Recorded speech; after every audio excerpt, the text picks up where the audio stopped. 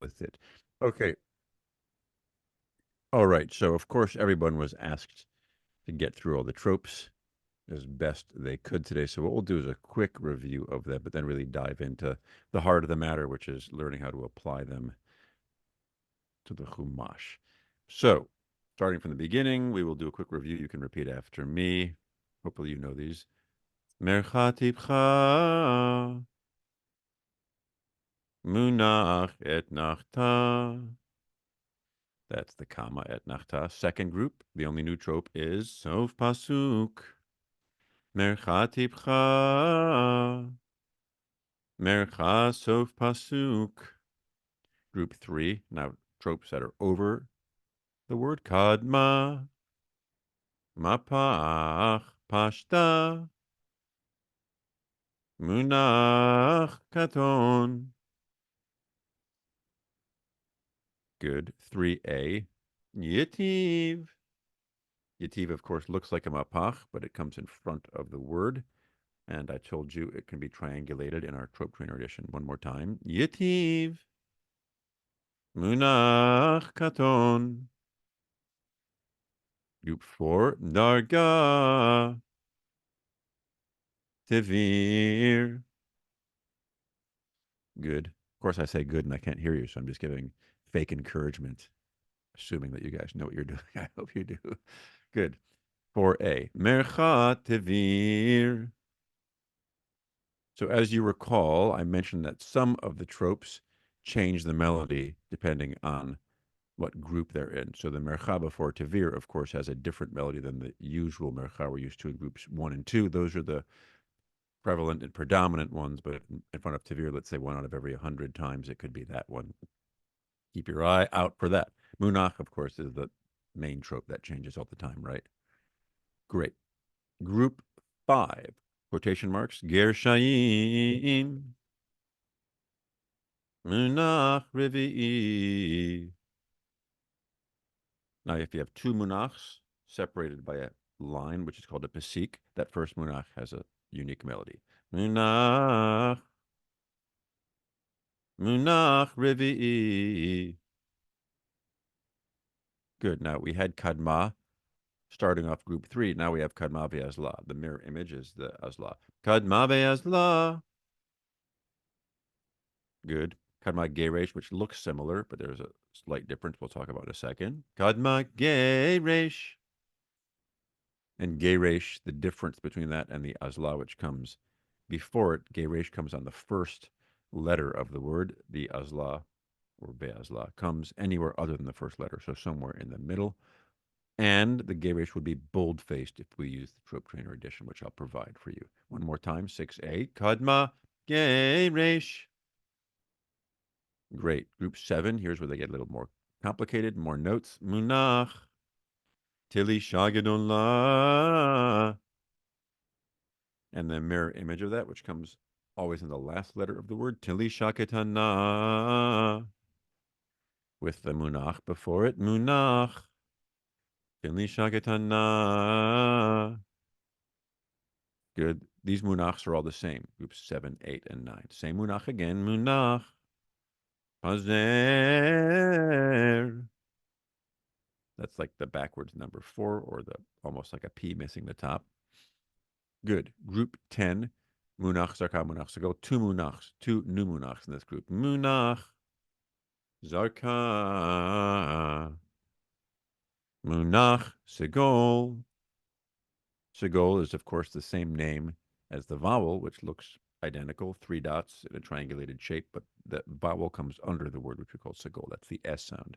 Great. Group 11, which is like the merger of a sof pasuk line and a katon, the 2 dots, which looks like a sad frog on the side. You can turn it this way to a sad frog. Zakef gadol. One more time. Zakef gadol. And skipping ahead to the grand finale, which ends every aliyah or Torah paragraph you do. Mercha tipcha, mercha sof aliyah. Good. And some of you who know the Shema by heart may know how the first paragraph ends. Al mezuzot beitecha uvisheyarecha. That, you notice the similarity there? Mercha tivcha, mercha sof aliyah. So every aliyah that you chant should always end with that melody, even if you don't remember the names of the tropes. You can just think of how the Shema ends. Okay, so um, Joe, I gave you via email, didn't I, a paragraph of Torah, and I believe we put it up there when we were dealing with talking about the vowels and breaking up syllables. We'll do a quick Yes. review, if you don't mind putting that up. That way I can see it. I don't remember which paragraph it was, but I told you that the best way to read Hebrew accurately is to break it down syllable by syllable, and the vowel called shva, the two dots, one on top of the other, which looks like the trope katon, is where we have to understand that there are two kinds of shva: the silent kind, which is not bold-faced, and the bold-faced kind, which gets its own sound. The silent kind is, thinner. The two dots are not bold-faced. And the difference as far as syllable breakdown goes is you pause before and after a bold-faced shva. So, for example, if we're looking now, I was just seeing one and now the sheet changed. Where were we? Okay, so look at line 26 where it says Shvi'i, the purple box. Maybe you want to put your cursor there if you're able to. Can you Somebody. make it a little larger, please? It's hard to read. Thank you. Okay, well, the problem with that is now we're breaking off lines. We don't want to make it so big there. That's good, so we can see the whole line. That's how we're going to have to do it. Okay, so if you look, actually go 2 lines above line 26. You can enlarge it on your own page, everybody, just by using your fingers and expanding it. Okay, so look at line 26. Go 2 lines above it, the word ve'yir atecha. You see that, the fourth word there? There we go. So notice the first letter has a shva. That's bold-faced, but since it's the first letter, you can't stop before it. So it's not vir, it's ve, and you pause after the bold-face. Yir, you pause not before, but after the non-bold-face shva. So it's not ve, yi, re, atecha. It's ve, yir. You see how I combined the yud and the resh Yeah. letters together? But then, look at the second to the last letter of the taf. What do you notice there? It's boldface. So that means we pause both before it and after it. So it becomes ve'yir a techa. So if you break down this word in terms of syllables, it's ve, yir, a, techa. So that's what you have to pay attention to. Otherwise, it's fairly self-explanatory how to break down syllables. The next word is ve. Sorry, I'm looking in the wrong place. It's al. Pene. Pe. It's not pene. It's 2 syllables. Pe, ne. The next word is ha, a, mim. Next word, ta, chat. Next word, kol. By the way, under the kaf, we have the vowel komatz, which is the T. It's almost always an ah sound, but if it's bold-faced and elongated like that, it's an O sound. That's a vowel that can have 2 sounds. Kol. Then the next line, ha, sha, ma, yim. Next word, ah, share. Next word is an example of more of the 2 kinds of shvas. So the first syllable is what? Yeesh. Good, because we don't pause before the shin, only after it. What about the next one? Meh. Me. Right, because it's boldface, we pause before it and after it. So that word becomes yeesh, me, Meh. un. Now, of Boom. course, you see the last syllable has 3 letters. There's no limit as to how many letters could form a syllable, although 3 may be the max. I'm not sure if there's a 4-letter one. Next word is shim, ah, cha. Again, the second letter, the mem has a non-bold-faced shva. We don't pause before it. It's not shi, me, acha. It's Shim. Acha. shim, acha. But again, I'm asking you to keep the metronome going. So you want to ve, shim, acha, ve, ra, ge, zu. We have a bold-faced shva on the gimel. So can somebody say that again for me? Vi. Rag. I'm sorry. Vi. Ra. Ge. Zu. Right. Everybody see the difference between the errant way it was said and the correct way? Yes. The pause. Okay, good. So if everybody, that was well done, everybody, on the reading. So if everybody were to spend 10 minutes a night opening up a random page, and I suggest different page every time, otherwise you will simply memorize one paragraph, which doesn't help you. Open up a random page of the Siddur or the Tanakh and read out loud like this. But again, the rhythm is important. You're retraining your brain. You're rewiring yourself not to look at the word as a whole word. Pause. Whole word. Pause. That's how you were already wired. We're trying to break that habit. Ba, ha, se, rim. Ad, a, za. Aza, by the way, that's Gaza, mentioned in the Bible. Kaf, to, rim. Ha, yo, se, im. I'm like 6 lines above the 26 now. I'm at the paragraph break. So anyway, that's the exercise you should embark upon. If you already are a very fluid and accurate Hebrew reader, you need not do this. But of course, anybody who is in the fair to midland level should be doing this, because otherwise all the tropes in the world will not help you learn how to chant a paragraph of Torah on your own, which is the ultimate goal, okay? So we're not going to spend more time on that tonight. Now what I'm going to do is talk about the tropes. Can I ask a question? Can I, Yes. on line 24, Mm-hmm. it's kumu seu ve, is that ve'ivru or ve'iveru? Well, look under the vet and look at the Should be schwa. ve'ivru, right? Correct. It's Okay. not bold-faced, so therefore the Oh. pause comes after but not before the Got it. letter that it's on, okay? By the way, Rosa, one minor point, which you guys will have to think about later. This is a bit of an annoyance and hard. Accenting words. The trope always lands on the letter that gets the accent. In other words, when you just read that line, let me go back to where was it again? 24. Okay. Yeah, you said kumu, but that's actually not how we accent that word. right, So why don't right. you accent it for us, Rosa? Kumu, it's kumu Right? seu Right. ve'ivru.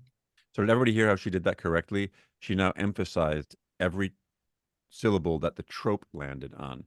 And a good exercise to know how to do this, well, let me backtrack for a second. When you're thinking of the tropes and when you're thinking of how to pronounce the word correctly, that's a lot of baggage for your brain to handle. You are juggling 2 anvils. Then having to do the third thing, accenting a syllable correctly, becomes almost like a bridge too far. The trick is you take a finger and you tap on the table at the syllable that's supposed to be accented. So part of your body physically reacts. Well, watch what I do. I'm going to pretend, here, I'll click on the mic stand here.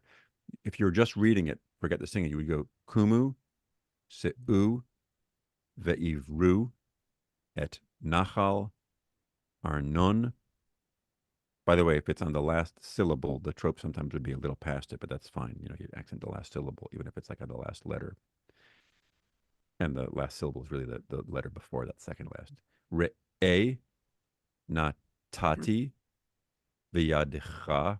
We talked about if you have 2 of the same trope. Well, that's a confusing one because I said you ignore the one on the first. On one of the ultimate letters, meaning the first or the last. In this case, you've got one on the first and the last. But that's a tlisha gdola, which always comes on the first letter.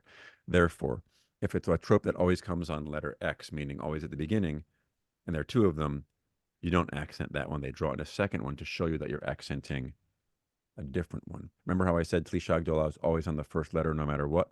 Tlisha Tana is always on the Last. no matter what. Zarka is always on the first letter no matter what. I don't think I pointed that out, but that's group 10. Pashta is always on the, this is the most important. Middle or the back? No, Pashta is always on the last letter no matter what. Yeah. And the Geresh is always on the Uh, last, right? First. first letter no First. matter what. It's Yeah. a bit tricky. Usually it's not going to matter to you because they're always going to draw in a second one, and almost always it's not going to be a case where there's one on the first and the last, which makes you go, wait a second. He said that if it's on the first letter, they draw in a second one or the last letter. I'm confusing, but in any event, mainly if you know that pashta is always on the last letter, it's good because then you'll know not to confuse it with kadma because those are 2 very common tropes. Anyway, so you understand the trick that I'm trying to show you, the little way to get your brain to absorb the accent thing. You just kind of knock on a piece of wood on the table, force yourself. So when you're reading, don't just break up syllables. Also, when you're doing it, accent the correct syllable more prominently. Okay, anyway. So when you are learning how to ride a bicycle, this is a little analogy I'll give you. You don't just sit on a bike and go on a main road and start riding. You put training wheels on, you do it easily, and you break into it till you develop muscle memory, right? And then at that point, you can then wean yourself off of the training wheel. So when we're learning how to chant with tropes, it's the same idea. We have an exercise that we do now for learning purposes, and over the course of time, we abandon that exercise. And the exercise is singing a trope, preferably two tropes out loud, and then backpedaling and then chanting the word with that melody. So let's look at line 26. You see that we've got a mapach, then a pashta. So you would go like this. Mapach, pashta, va'eshlach, malachim. And the next two, munach, katon, mimidbar, kidemot. And the next trope, tipcha, el sichon. Next two, munach, et nachta, melech cheshbon. Then the next two, mercha tipcha, divrei shalom. And the final one, sof pasuk, lemor. Now, aspirationally, you try to do two tropes, whatever possible, but sometimes there will be a cluster of three tropes, right? Like, for example, let's break this down. The first trope group we have is basically from group 3, mapach, pashta, munach, katon. That's easy because mapach and pashta are a good cluster. We talked about conjunctive, disjunctive tropes. The pashta is the one that has like a little pause after it. So you would do mapach, pashta together and match the words. Vaishlach, malachim. Then how about munach, katon? Do they go together well? Yep, those two go together. There's no pause. They're always linked up for the most part. Munach, katon, mimidbar, kidemot. Then you got to obviously look at the line break here and look to the next line. We have tipcha, munach, et nachta. That's three. So therefore, when we have three of them, we know that we can't do all three together. Two is the max we sing out loud for our exercise. How would you break that up? What goes best together? Any thoughts? Munach et nachta. Well, there are three tropes. Are you saying within? Oh, well, then. Of the three, how do we break it up? Yeah. So that we're never doing more than two. So can you do the first one by itself and then the munach et nachta? Right, because tipcha is a disjunctive trope. It's one that naturally has a pause after it. And by the way, notice the color scheme here.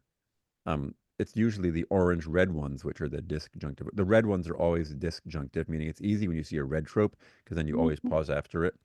An orange trope, it's equivocal, but basically the rule of thumb is after orange or red tropes, if you want to err on the safe side, you sing the trope, then do the word. When you got a green trope, it's like a green light, go ahead to the next trope and do those two together.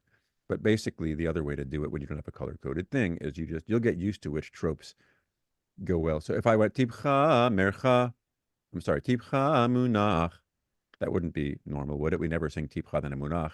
But munach and nachta, those two go together, right? Because munach is conjunctive. It always goes into the next trope. Munach et nachta. So in this case, your eye always has to be scanning ahead a little bit to know how to break up groups. Tipcha el sichon.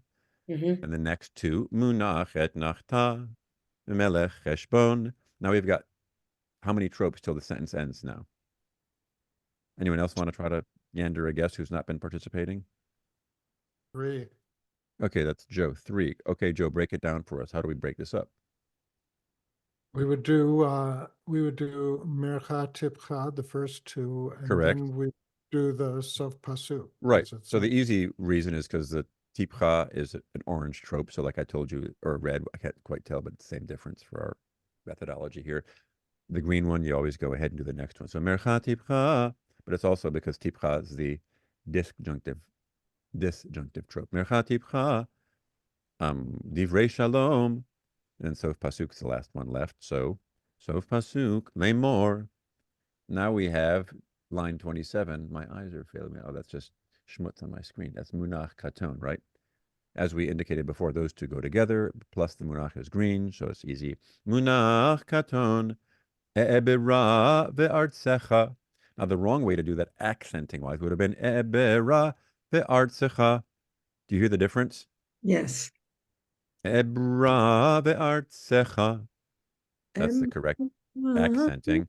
Now look at the next group of tropes. Now I'm not even going to tell you how many. What's the next cluster of tropes? How many? The next group. Three. Right. There are three. And somebody new. We already had this same group of three, but somebody new. Tell us the breakdown. Rosa. Is that your hand? Right. Merchatipcha et nachta. No? Well, you just said all three. Where's the break? After et nachta? No, what we're saying is if you ever have three tropes, you only sing two Oh, I see. aloud. So which two go together? Oh, merchatipcha, no? Right. So you're Yeah. used to that because when I gave you the tape, I go merchatipcha, repeat after me, munach et nachta. So wherever, like, I'm usually asking you to repeat when I do the initial trope.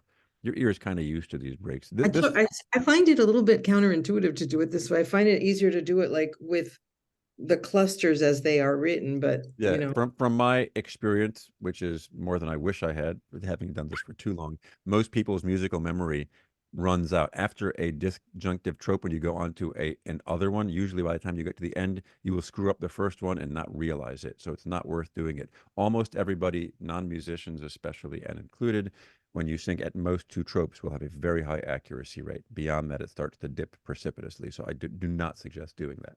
Even though, yes, it stands to reason that you would want to do that. If you're very musical, you can for sure do that. But people who kind of feel like I'm not necessarily sure if I'm doing it right, I don't suggest it. Okay, so it would go merchatipcha, baderech baderech, et Elech, nachta. nachta, Who can sing that word? elech.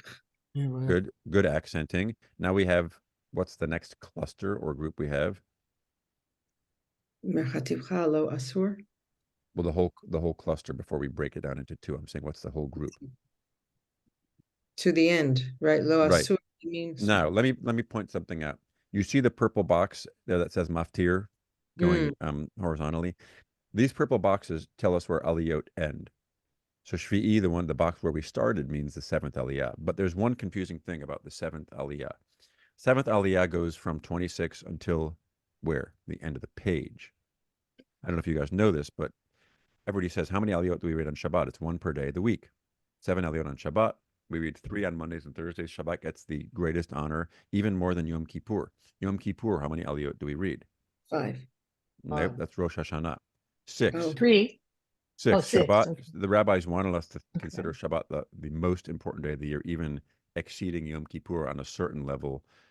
The idea is it's so important, to force you to keep Shabbat all the time, because if it was considered secondary to Yom Kippur, what would we all do? Well, Yom Kippur is more important. I go there. Who cares about Shabbos? Okay, so anyway, that was a digression, but the seventh aliyah goes from always wherever it starts until the end of the parasha. But we have this custom to do what's called a maftir, which is another item based on the fact that after the destruction of the temple, the rabbis wanted to have our service be symbolically replicating the sacrificial service. They made statements such as the maftir aliyah, an extra aliyah, was due to the fact that on Sabbath they gave an extra sacrifice more than what they did during the week. Where does that come from? You basically reiterate the ending of the seventh aliyah. It's not technically its own whole aliyah. It's just a restatement of the end of the seventh, usually from 3 to 5 lines.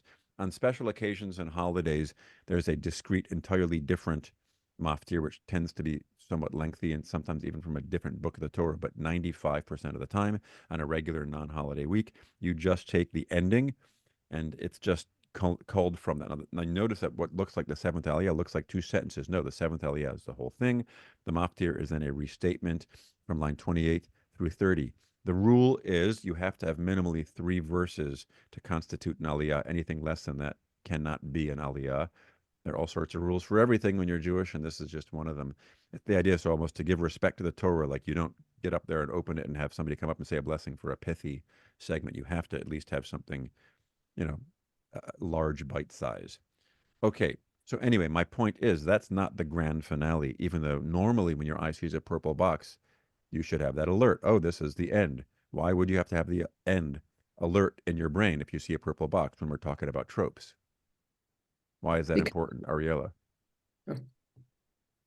To stop. Well, not to stop, again, in the context of I singing mean, like the trope. pause. Nope, that's not what I'm driving at. Oh, to you would do either the- do the sof pasuk or the sof aliyah. Right. And so I don't know. normally if you have the purple box, you might think, oh, it's Sof Aliyah, but because it's the maftir, Correct. in this case, then it's Sof Pasuk. Right, because we've got two melodies.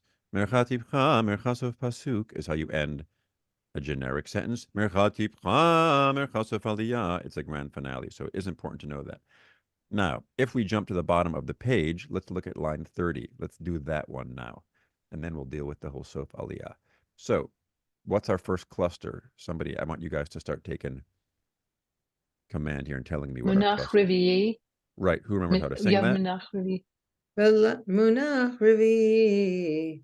And who can sing the phrase now? Match it.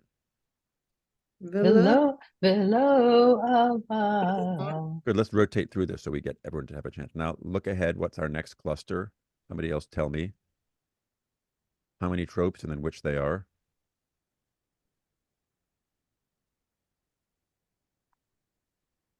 Anybody want to tell us?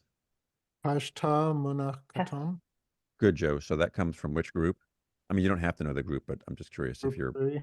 good. Oh, So this is a partial group 3, Joe. And how would you break this up, Joe? I do Pashta, then Munach Katon. Perfect. So why don't you sing Pashta first? Am I putting you on the spot? I'm volunteering. If you don't want to do it, you don't have to. But you remember Pashta? Pashta Munach Katon. Oh, but Katon was right. Pashta, Munach was generally Katon. Yeah, that was a correct Pashta. Do Pashta again correctly. Pashta, Good. So now where's the pause? The where you said it's Pashta. So you did Pashta. Now sing the word. Zichon, Good. Now the next two tropes you said go together. So sing them again. Melech Heshbon. But I actually wanted you. That was correct. But I actually want you to sing the tropes first. Like if you take a long pause between them because your teacher interrupts you, you should always go back and sing the tropes because usually after a sentence or two, your brain will forget the melody. So sing Munach Katon and then with no interruption, go right into the words. Munach Katon. Melech Heshbon. Now, almost perfect, but what was not perfect, folks? Melech. Who did that? Yeah. Rosa. Good, Rosa. So Rosa, my correction of you before has had a deep, powerful impact on your education because I corrected your misaccenting publicly.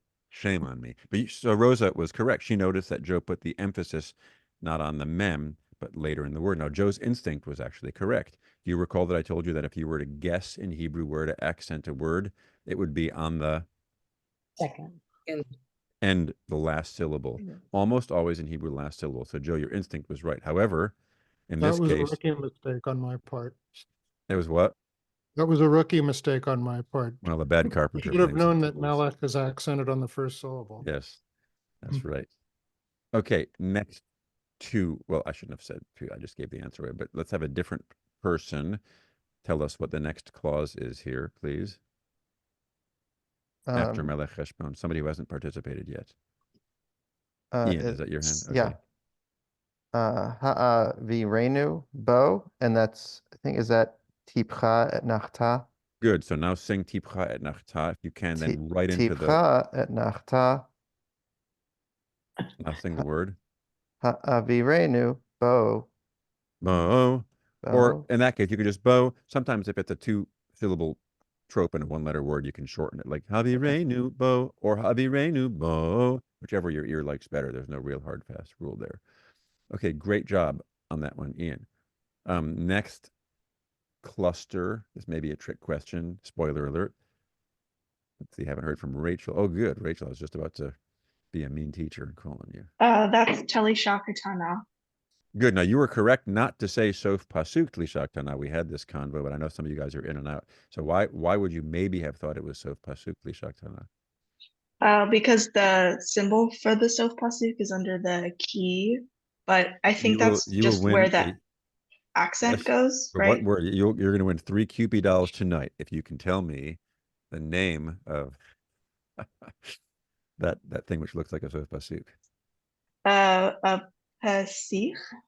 Oh. Good guess, because psik is a long line that separates two monachs. That's called a secondary stress indicator. Oh, she lost the extra bonus, but she still did great. Okay, so sometimes two things. First of all, a hyphenated phrase in Hebrew is one word as far as tropes go. We have two words, ki hiksha, but musically, when there's a hyphen, it means it's one long word, ki ksha, and there's a tlishak tana on it.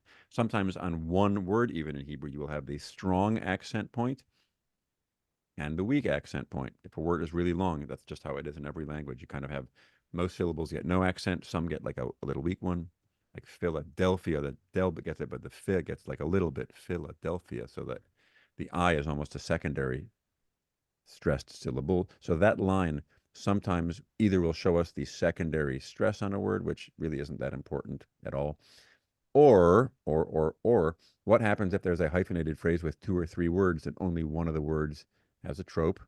How do you know how to finish the question for me? How would we know how to Accented. accent what? The trope, like What do you where mean? to sing the extra notes. Is that But my point is, if you have 3 hyphenated words, let's pretend we have a phrase with hyphens, 3 words all connected with 2 hyphens. A trope is on the last word. The trope shows us how to not just sing the entire phrase, but how Pause. to accent the last word properly. But the first 2 words have no trope. How do you know how to accent them? What if the first 2 words have several are polysyllabic, just to be fancy and use an SAT word on y'all? How would you know how to accent syllables on words with no tropes? that secondary stress indicator? Ah, good. I gave you the answer, and Rachel got it right. Okay, so this line is useful. It's not just pure annoyance, it's just largely annoyance. But in those cases where there's a word with no trope, it's not a sof pasuk. It just shows you how to accent a word that has no Trope. Trope. good. I thought I heard some crickets chirping in the background. This is my class. Okay, Rachel, I'm not letting you off the hook. You said Tlishak Tana. How would you sing the phrase? First sing Tlishak Tana, then match the phrase to that melody. Charlie Shakatana. But Wow, my high marks for question that. before Sang very well. Good. Yes, questions. my Oh, boy. question is, since that's one of the ones that always goes at the end, like do I just then, but there's no other indication of where those extra notes go? Like, do I just do it at the end in this, assuming that's correct? Well, I think you're mixing your questions. The Oh. number of notes has nothing to do with the accent. You could have 1,000 notes, but the way it works is whichever note is accented in the trope gets placed on the accented syllable, which sounds harder than it is. But if the trope is tili shaketa na, which syllable gets emphasized in the trope? The sha. No. Oh, the na, the But end. you saw me bang the table. I was telegraphing my answer. Tili shaketa na, kihik sha. Sha. No, Okay. it's basically just an intuition thing. You will intuitively line up the accented part of the trope on the accented part of the word. It's the key that we don't know how to accent, and that's why the line there shows us. Of course, it's a 1-syllable word, so you can't really go wrong there, can you? Okay, next line. Who's the next victim? Kellen's there, but he's just giving us an image, so I won't humiliate you in public. I'll do it in private later. Okay. I appreciate it. You're what? I said I appreciate it. I'm spectating. Okay.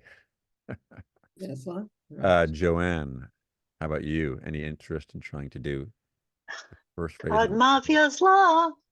Well, that's an excellent guess, but look at the thickness of the second Ugh. trope.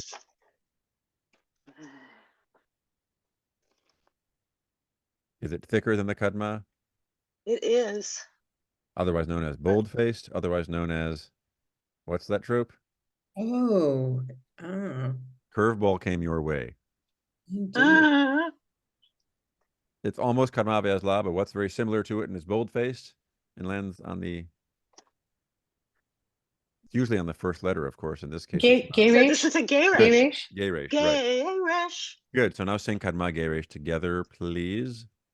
Kadma gay rush. Good. Now sing the phrase. Adonai Elohecha. Elohecha. Elohecha. Elohecha. We're doing really well today. The reading is actually quite strong, and your trope knowledge is very good. You guys are a lot of shills here, maybe. Russian spies. Okay, next. I have a question, Hillel, Yes, for Raina. that one.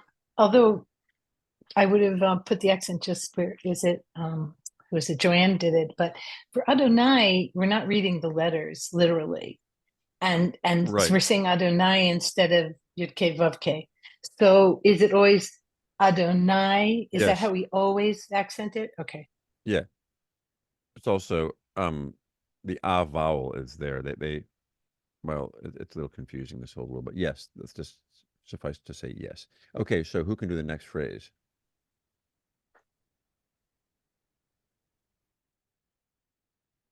Is there an echo in here?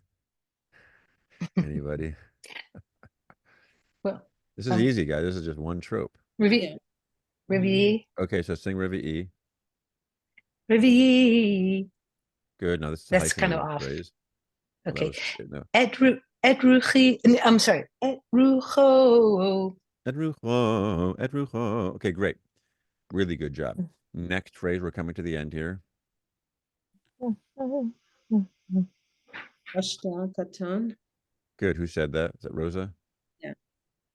For some reason, I can't see all of you at once. Okay, there you are, Rosa. Okay, Pashta. Now sing Pashta Pashta Katon. katon. You sang Munach Katon.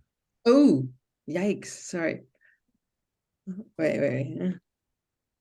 Pashta katon. Great. Now sing the phrase. B'meitz et livavo. Well, now you went back to emates like a kind of Munach hybrid. One more time. Sing Pashta Katon, then quickly do. Okay, wait a second.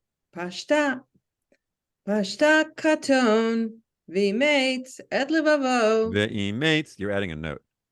V'meitz Pashta. et livavo. Perfect. So you had simply added one extra note, but you have the right idea. And that was perfect. Okay, next. I'm not even going to say whether it's a group or a phrase or what, because then I telegraph the answer. I'll just say next. Susan, am I going to terrify you if I ask you to do it? A little bit. I like terrifying students. It makes you stronger and wiser. And tonight you're free though. I'm not going to force you if you don't want to. I can read the Hebrew. I'm trying to figure the trope on it, and Well, if I tell you the name of the trope, you think you could sing it? I can try, but I'm not. Tavir. Okay, just- Tavir. It's the melody for Tavir. Amen. Tavir. Remember, it's like how you sing Amen at the beginning of an Aliyah. Tafir. It was creative. Yes, whoever did that, that's correct. I'm Right, sorry. Tavir. I'm And the sorry. word is Lema'an, Right. so you want to try to put those two together. Tavir. Except the emphasis on the mem. So it's not Lema'an, it's Lema'an. Okay, that was the right idea. Tavir Leman. Now, somebody adventurous, take us to the end.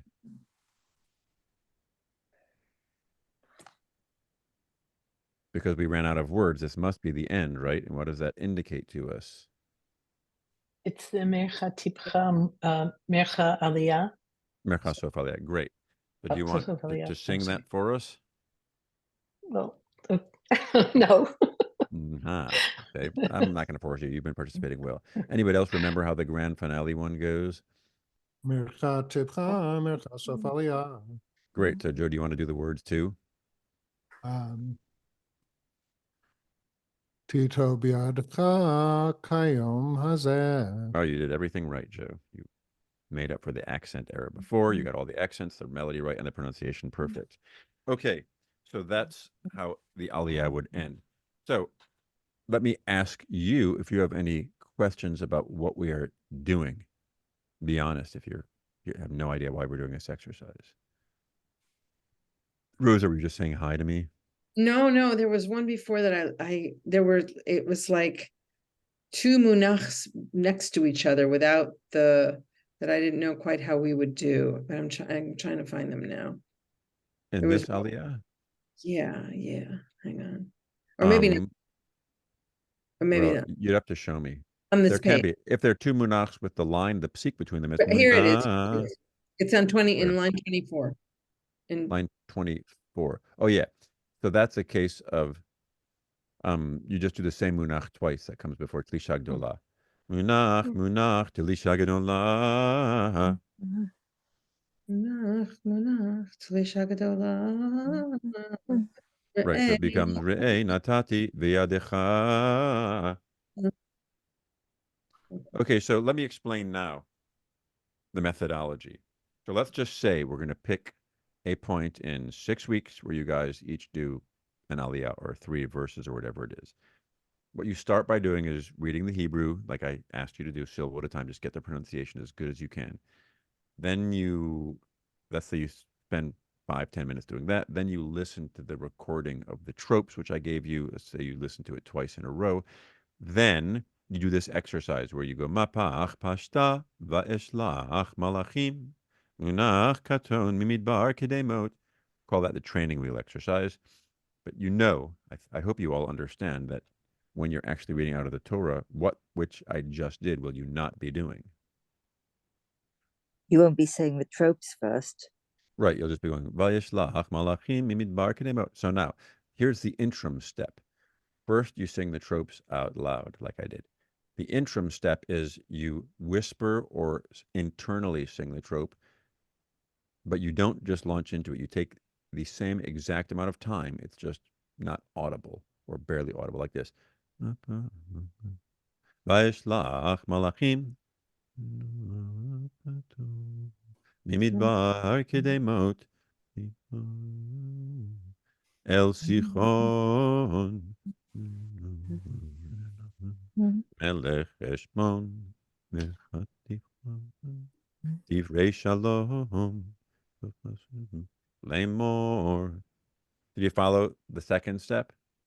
It's doing essentially the same thing, but trying to force yourself more and more to do it quietly, the tropes, and then ultimately totally internally.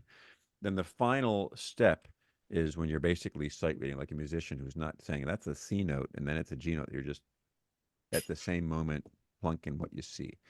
It just becomes instantaneous. Vayishlach malachim mimidbar kedemot. Now, ultimately, when you've been doing it as long as I have, it becomes like a supercomputer where you can load the tropes so quickly in your brain.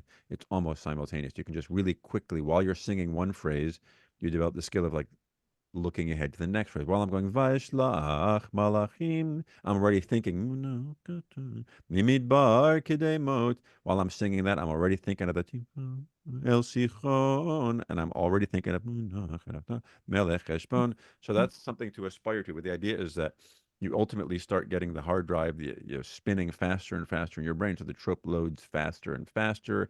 You're thinking ahead, and you're juggling the balls of pronunciation, of singing the trope, and of accenting the phrase, and it all just starts to happen organically. So you have to be patient with yourself and do this in the gradual manner we discussed. So for those who want to write it down so you don't forget, I'll reiterate it. You start when you get your assignment reading the Hebrew out loud, one syllable at a time. Then you put on the recording, listen to the tropes, hopefully several times, top to bottom. We'll call that like a separate thing there. Then let's just say you're at the point where you're so good at tropes and your reading is good, you needn't do that ever again. The exercise to learn a new aliyah is always, we just call it, singing tropes aloud or whatever. That's a bad name, but it's the exercise whereby you try to sing 2 if you can do 2. If there's a pair that goes well, or 1 trope, never more. Match the phrase, go on to the next phrase. Mapach pashta veshlach malachim munach katon mimidbar kedemot tipcha el sichon munach et nachta. I'm going much faster, but maybe at some point you'll be able to go that fast. Then the interim training wheels, the invisible training wheels phase, where you're weaning yourself off singing the trope out loud, but still taking the same length of pause and thinking of it. And the final stage is just when you've done that so many times, you can kind of like get into sight reading it because you've done this aliyah and your brain starts to memorize it. Does that all make sense? Okay, does anybody have any questions about this? But at the same time, as I think I said this is the very first class, there are no tropes and there are no nikudot in the Torah, so we have to memorize all of the nikudot and all the tropes and all the accents, correct? Right. So the final phase of all of this is once you've learned it from the Chumash, which is the book that you study from, a tikkun, or the book that's Eitz Chaim that we have in shul. you review it over and over and over till one day you basically feel like you could sing it in the shower, and then you look at the edition, the stam, uh, which is like a photocopy of what the Torah looks like, or a book that is a computer simulation of it, and then you have the consonants there, and you basically know the melody by heart. You know, it's not quite as bad as what an opera singer has to do, where they literally have no score at all. And they not only memorize the music, they memorize the words too. You do not have to memorize the words, just the music. But when you see the words in front of you, it'll trigger the melody, you know. It's not so hard to do once you've been practicing for a while. Okay, so then the final thing to talk about is, of those of us here, no pressure, but let me know with an actual hand or a digital hand if you're interested in reading. If I find a date for us, let's say in mid to late February. So to clarify, that's Joe, Rachel, Joanne, Ian, Razel, and Rosa. So that's 6 Aliyot. So okay, there may be like I know that Julie wants to read one, so that's 7. And look, if anyone else is being shy now and changes their mind, or somebody who wasn't here wants to, as I said, we'll split them. I'm gonna have to first of all find a date where there's no bar bat mitzvah, which is no small feat these days at IKAR. And then, you know, there's no guarantee you'll all be free that day to do it, but you know, there's obviously no solution to have a free day that everybody necessarily can do that's got easy enough, short enough aliyot. I'll do my best. I am going to ask for a point person, and you don't have to tell me now, but we have this email, and the point person would basically, once I give you guys, what I'll do is I'm going to say like, hey, here's 3 dates which I checked with the rabbis in the office, and they're kind of good. Now, our point person is going to email you guys, straw poll, and tell me like which date you've selected. And then I'm going to give you a list of the aliyot, and you guys are going to tell me like, I looked at it, like I really want the shortest one. I looked at it, I can handle a long one. Give me something in the middle. Let me split one, yada, yada. You guys will kind of do that. Yeah. And then I'll sort of give you guys the sheets.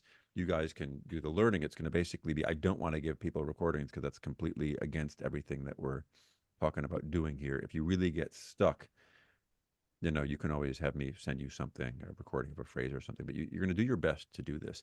And then as we get closer to the end, I'm going to want to listen to you all to check that you're doing it correctly. You know, if people feel like they want like private tutoring, like we do, I generally don't have time. I have too many kids as it is. I'm dealing with, you know, if it's just a quick question or a check-in, I'm happy to help. But if somebody needs somebody like once or twice a week to help them for 30 minutes or whatever it is, like I would rather give you a tutor who I know can give you that time regularly and not be too busy. And there's no shame in having a tutor. Like Akiva Potok's amazing, and we have several people who can help you do this. If you feel like I really want to do it, but like I'm way too afraid that I'm going to go down the wrong path on my own. Should we get a tikkun? I mean, you don't need to do a tikkun. I'm going to give you like a digital copy of the whole parsha that you guys can parse out and pass to whoever does what aliyah. But if you are somebody who in the future feels like I want this to be something I'm doing regularly, I do suggest getting something. You know, there's some free ones online which aren't terrific. The good ones that you have to pay for. And there are many ways of doing it digitally, or you just buy a tikkun, you know, the book. Yeah. There's something on the phone called Pocket Torah. There's another one that but that doesn't have without the vowels, but I just had another student. I'll let you know in the email thread after we start going Okay. on.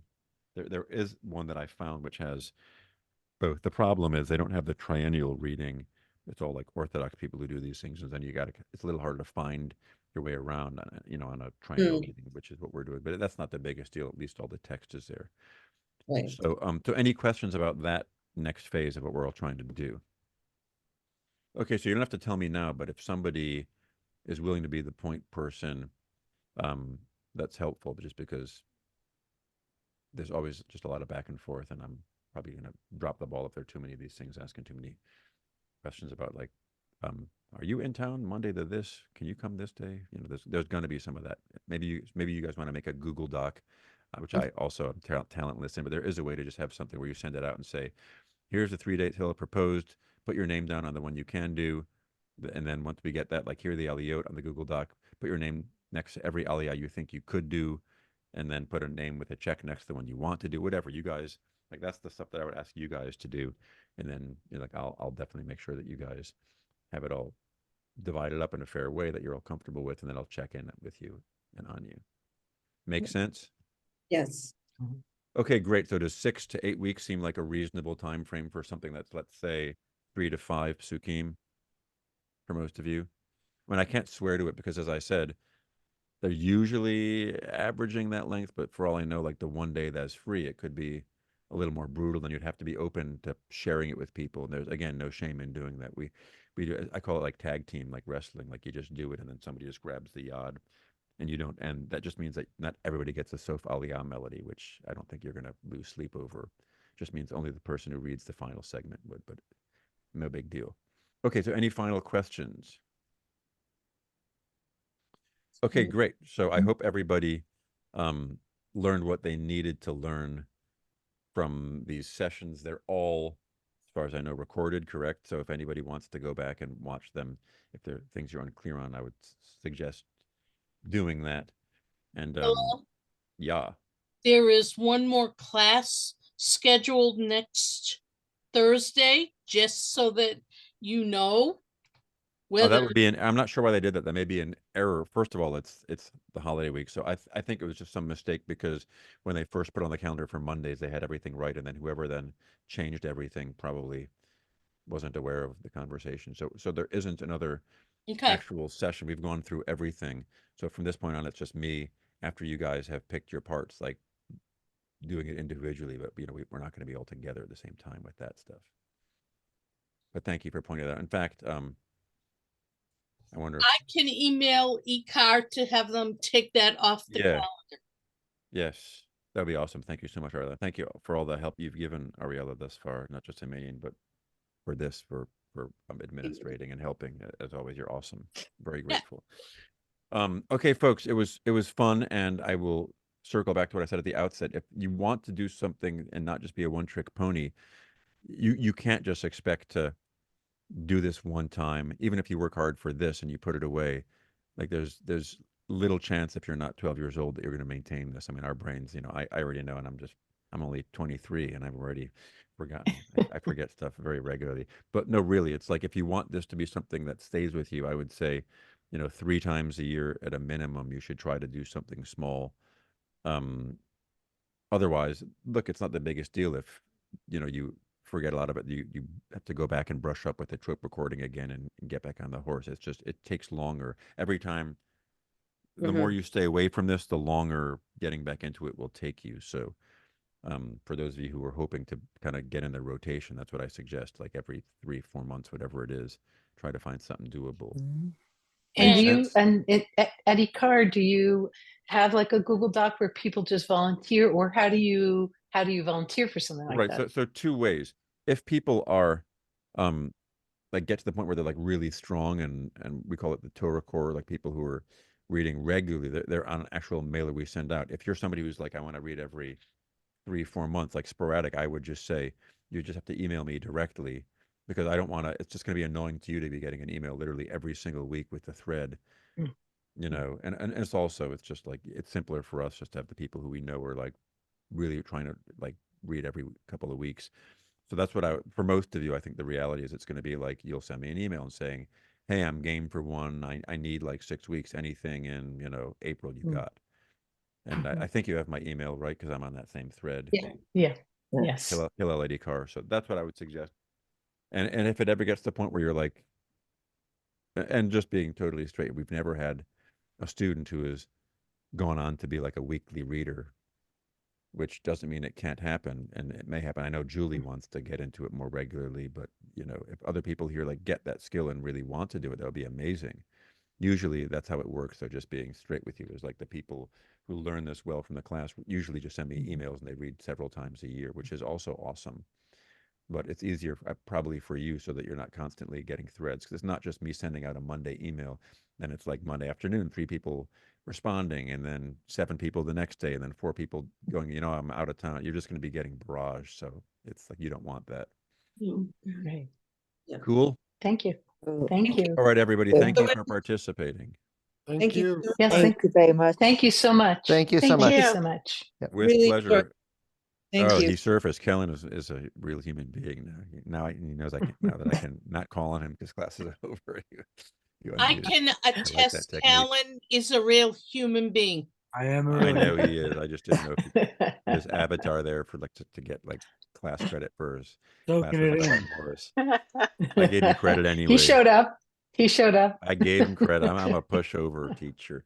Okay, guys, awesome. So good luck with this. I hope you Thank hope you you. do. And by the way, those of you who may want to change your mind and well, either for reading in 6 weeks, which may not be realistic. For example, Kellen, if you say to me when you get your Hebrew in shape in April, you know, like do it then. This is not no pressure. This is not like a mandatory thing. I'm just saying, you all know, you strike when the iron's hot. Those of you who feel like I'm in the groove, I know my tropes, do it now. But if your Hebrew is not ready, I would strongly suggest not doing a February reading before, you know, it's time to come out of the oven. Like, talk to me. You can email me if you need me to find you somebody to help you with reading, whoever that is. Let's do that first, and then it doesn't matter if you wait till May or June or something to do it. But My Hebrew's got to get its summer bod, right? We need to get like 6 months or so. for sure. But the thing I will tell all of you is don't get up there and do this unless you can rock it. Because if you get up there and have a bad experience, you're not going to come back unless you're an anomaly. There are some strong people who have, you know, who get shaken up, but it's like, you know how humans are. Like if you get up in front of people and you rock it, you're going to be stoked and you're going to ask me to read again. If you get up there and self-immolate, you're probably going to block me. So should we send you an email with what we feel like doing? Is that what you Say it again? Should we send you an email about what we think we are able Well, yeah, to? well, two things. If you're talking about for this group reading we're doing, that's going to be one of you guys is going to volunteer. Then we're going to make the Google Doc and I'm going to help you. But after that, once you have the experience and you do well and you say like, I actually want to read X times a year, then the onus is going to be on you to reach out to Got it. me and say what's coming up. But the other thing I can do is I can give people the Google Doc with no editing capability so that you can see what's available. That's the easiest thing actually. So you can say like, hey, I noticed that in Great. April, because the only thing I would say, the caveat is sometimes we forget to input something, or there's a bar mitzvah, or the bar mitzvah's grandfather's reading it. So you got to always double check. Yeah. But no editing, because we've had some horror stories where people get in up there and then it's like, Sure. you know, one misclick is like a person getting up there and doing the wrong thing. In a game for early February. I think that would be cool. Yeah, but let's just start with whoever feels like I can rock it in February. We'll do that. The rest of you, I would strongly encourage you, like I said, to get everything up in shape. Then you just reach out to me individually. By the way, last point is we are now talking about the adult bar bat mitzvah thing. The consensus seems to be to do a group class, not individualized. I mean, it's really just got to the point where it's going to be like if we start having adults do them, it's going to be literally every week. We're going to be like those synagogues you all quit to come to IKAR. That was just a bar mitzvah factory with a bunch of strange faces up there every week having a simcha, and you're like, who are these people? But so we're trying to, I think, have like a little bit of a differentiation between simchas and then like a week where it's just davening and stuff. So that's the point is if you want to have the adult, I know some of you have spoken a little bit individually with me and also in the class. If you want to do it, more likely than not, we're going to have to pick a date and do it as a class. And those of you who want to do it individually, I'm not saying for sure no. My vote will be yes, but that's kind of irrelevant because there's like 6 people who are going to be kind of discussing the issue. And we were supposed to have a meeting last week and they told me, we're going to call you at the end because we're doing some stuff we don't need you for. And then like they ran out of time, but they just said that we quickly talked and that looks like where we're going. So it could change, but I know, you know, some of you were wondering about the individual ones, so don't get your hopes up. But one way or another, it's meaningful individually or within a group. Cool. Very cool. Yes. All right, Thank you. everybody. And you know how to reach me, anybody, for Thank you. anything on this topic. Thank okay, you. guys, I will see you all soon. Bye-bye. Thanks again. Happy Bye-bye. holidays. Thank you Bye. again. Bye. Thank you. Got it. Bye. Thank you. You're welcome.